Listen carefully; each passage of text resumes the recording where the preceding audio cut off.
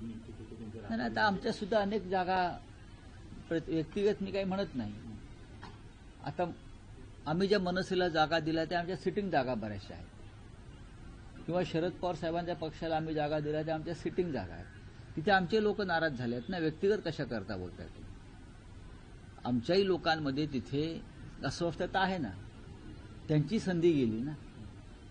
पण आघाडीमध्ये आणि युतीमध्ये ह्या गोष्टी पाहायच्या नसतात, कारण ही आघाडी आणि युती जी आहे ही एका विशिष्ट हेतूने झालेली असते. मग मुंबईचा विषय आहे, महाराष्ट्राचा विषय आहे, भाजपच्या पराभवाचा विषय आहे. भविष्यामध्ये जेव्हा सत्ता येईल तेव्हा अनेक पदं उपलब्ध होतात. त्याच्यामध्ये या सर्व ज्यांच्यावर अन्याय झाला त्या कार्यकर्त्यांना सामावून घेतलं जाईल, ही आमच्या सगळ्यांची भूमिका आहे. आपले भाऊ संदीप राऊत देखील इथून मला माहित नाही, मला वाटत नाही. एकीकडे मुंबईत राष्ट्रवादी शरद पवार गट तुमच्या तिसरी चर्चा होते, पुण्यामध्ये मात्र काही वेगळं घडताना पाहायला मिळत आहे.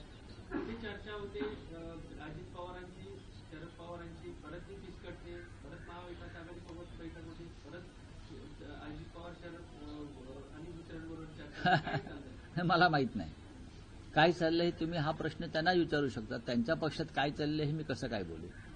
जेव्हा त्याचा निर्णय बाहेर येईल तेव्हा मी बोलू शकेन की बाबा हे असं असं घडलेलं आहे. अजून तिथे तसं काहीच घडताना दिसत नाहीये आमच्यासाठी. शिवसेना आणि मनसे या दोन पक्षात चर्चा झालेली आहे आणि आता आज उद्याकडे आम्ही त्या संदर्भात निर्णय जाहीर करू. काँग्रेससोबत येते तुमच्या पुण्यात काँग्रेससोबत येते असं दिसतंय तुमच्या? हो, आमचा तसा प्रयत्न सुरू आहे आणि त्यांचाही प्रयत्न सुरू आहे. परंतु काँग्रेसला मनसे तिथं पुण्यात चालते परंतु मुंबईत चालत नाही, अशा प्रकारचा एक प्रश्न होतो. नाही, मुंबई ही वेगळी संस्थान आहे प्रत्येकाचं.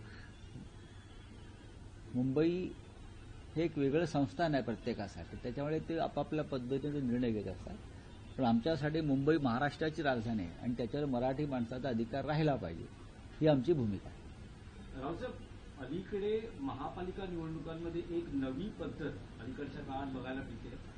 उमेदवारी यादी घोषित करण्यापेक्षा थेट एबी फॉर्म देऊन सगळ्याच राजकीय पक्षांमध्ये होताना दिसते की एबी फॉर्म उमेदवाराला परस्पर दिले जात आहे यादी घोषित करण्याऐवजी. यादी घोषित करण्याचा आग्रह कशा करताय? टाळण्यासाठी. नाही, पण यादी अनेक वर्ष मी तर यादी कधी घोषित झालेली पाहिली नाही. यादी घोषित करण्याचा आग्रह कशा करताय? प्रत्येक पक्षानं आपलं एक धोरण ठरवलं असेल, हे आमचे उमेदवार आहेत, त्यांनी जाऊन हा अर्ज घेऊन एबी फॉर्म घेऊन अर्ज भरावा.